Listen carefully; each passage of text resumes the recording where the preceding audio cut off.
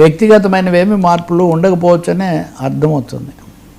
Sir, ఉపాధి హామీపై వేటు, గాంధీ బదులు రామ్ చాలా biggest topic of the day ఏంటంటే ఈ నరేగా మహాత్మా గాంధీ అనేది 2009లో కలిపారు. 2005లో ఈ ఉపాధి national rural employment guarantee scheme అనేది తెచ్చినప్పుడు ఏదైనా అప్పుడున్న యూపీఏ ప్రభుత్వం అనేక విషయాల్లో కుంభకోణాలు అవి తర్వాత వచ్చాయి. కానీ మొదట్లో మంచి నోట్తో అది right to information, right to work, right to employment, ఇటువంటివి అనేక మంచి పాజిటివ్గా మొదలయ్యాయి. దీనికి ఒక ముఖ్యమైన కారణం అప్పుడు వామపక్షాల మద్దతు, తర్వాత ఇతర పార్టీల మద్దతు మీద యూపీఏ ప్రభుత్వం ఆధారపడి ఉంది.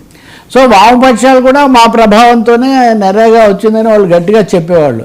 గ్రామాల్లో కరువు, లీన్ సీజన్ అనేది పల్లెల్లో సర్వసాధారణం. లీన్ సీజన్ అప్పుడు పనులు ఉండవు, వాళ్ళకు పూర్తిగా లోబడి ఉండాలి. చాలా వ్యవసాయ కార్మికులు, గ్రామీణ పెద్దలు చాలా కష్టపడేవాళ్ళు. అప్పుడు గ్రామీణ ఉపాధి పథకం అనేది ఒక హక్కు, పని చేసే హక్కు కల్పిస్తున్నాము అని పని హక్కులో భాగంలాగా ఇది వచ్చింది. ఒక ముగ్గురు సామాజిక కార్యకర్తలు కూడా, అరుణారాయ్, జీన్ డెబ్రీస్, తర్వాత నిఖిల్ డే, వీళ్ళు కూడా ఈ విషయంలో చాలా రైట్ టు వర్క్ ఈ విషయంలో చాలా పనిచేశారు. సో ఒక హక్కుగా ఇది వచ్చింది. ఈ ప్రభుత్వం వచ్చినప్పటి నుంచి దానికి నిధులు తగ్గిస్తూ వస్తున్నారు.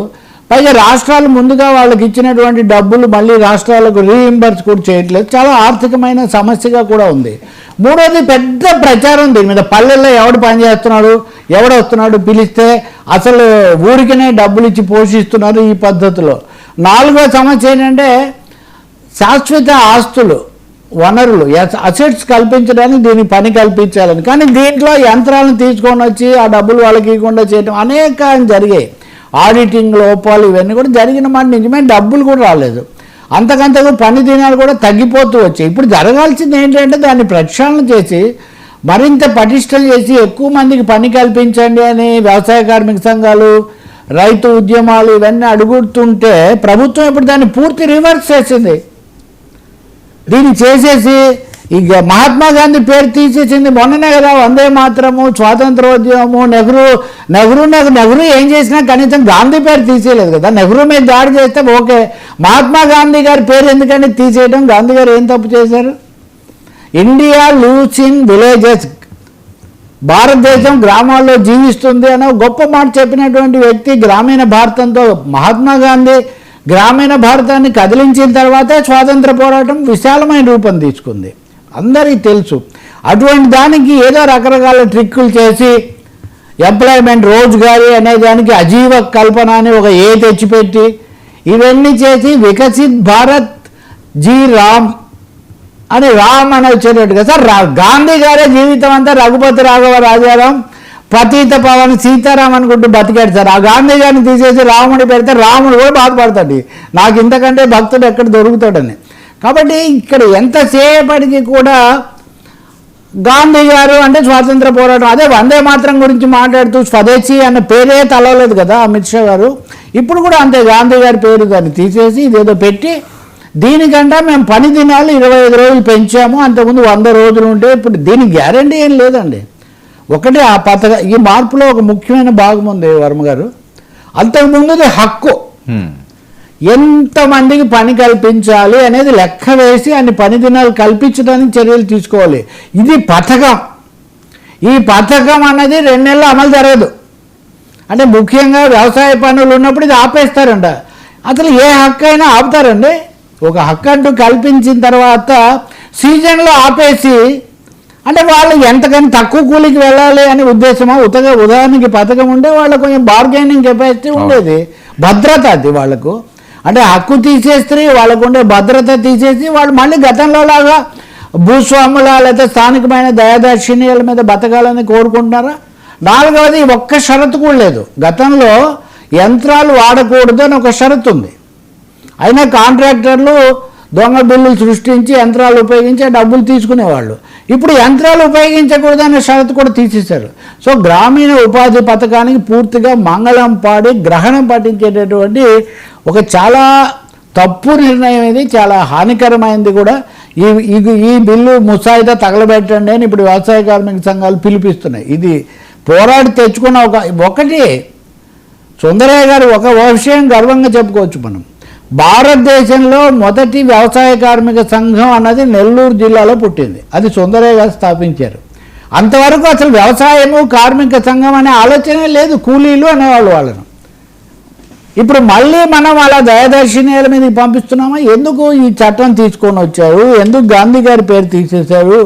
ఎందుకు హక్కును కాస్త అదేదో పథకంలాగా మార్చారు? ఎందుకు యంత్రాలకు కూడా ఇందులో చోటు కల్పిస్తున్నారు? లాస్ట్ బట్ నాట్ లీస్ట్, ఈ పథకానికి 90% డబ్బులు కేంద్రం ఇస్తే 10% రాష్ట్రాలు.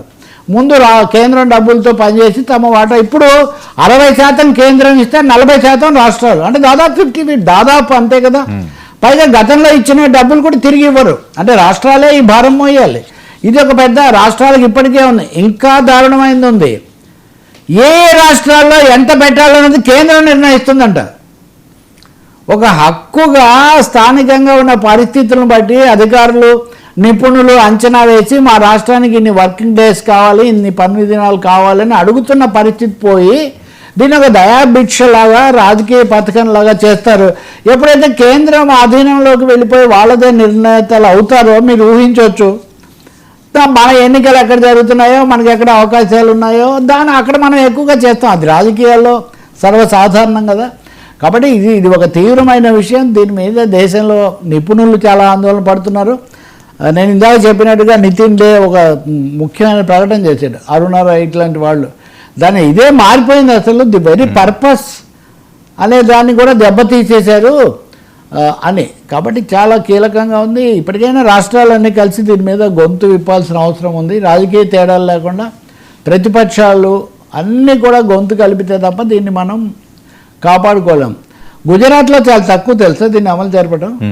నమూనా చెప్పాలంటే బాగా అమలు జరిపిన బెంగాల్, కేరళ, కర్ణాటక కొన్ని ఉంటాయి. ఆంధ్రప్రదేశ్ వయా మీడియాగా ఉంటుంది. కాబట్టి మన రాష్ట్ర ప్రభుత్వం కూడా, 2 తెలుగు రాష్ట్రాల ప్రభుత్వాలు కూడా దీనికోసం గట్టిగా నిలబడ్డాం. ఆ బడ్జెట్, దీన్ని లేబర్ బడ్జెట్ అన్నారండి. రూరల్ లేబర్ బడ్జెట్ ఇది, ఇట్స్ నాట్ ఏ స్కీమ్. కాబట్టి చాలా దిగ్భ్రాంతికరమైన నిర్ణయం ఈ సమయంలో. గాంధీ గారి పేరు తీయటం ఇంకా అదనం, అది ఎక్స్ట్రా. గాంధీ గారి పేరు కాదు ఇంకేదైనా పెట్టండి. గాంధీ గారికి వచ్చే లోటు లేదు, భారతదేశానికి వచ్చే లోటు లేదు. కానీ ప్రజల హక్కులు అయితే హరించకూడదు కదా. సార్ బాలుకు వెల్కమ్, జలాలపై జగడం, ఇది ఒకటి. బాలసుబ్రహ్మణ్యం నిన్న మనం మాట్లాడినప్పుడే ఐ థింక్ మీ దగ్గర నేను అందరూ ఎవరు రాజకీయ పార్టీలు ఏవి కాదనలేదు తెలంగాణలో అని. నిజంగానే నిన్న విగ్రహాన్ని ఆవిష్కరించారు. కాకపోతే ముఖ్యమంత్రి గారు అబ్సెంట్. కారణం ఆయన వేరే కార్యక్రమంలో ఉండొచ్చు, ఏదైనా ఉండొచ్చు, కానీ వేరే సందేశం అటువంటిది కూడా లేదు. జరిగింది అంటే కొద్దిమంది వివాదం చేసినంత మాత్రాన తెలుగు ప్రజల మధ్యలో ఉన్నటువంటి సౌహార్దత, సంఘీభావం, సహోదరత్వం, కళాత్మకమైన బంధం, అనుబంధం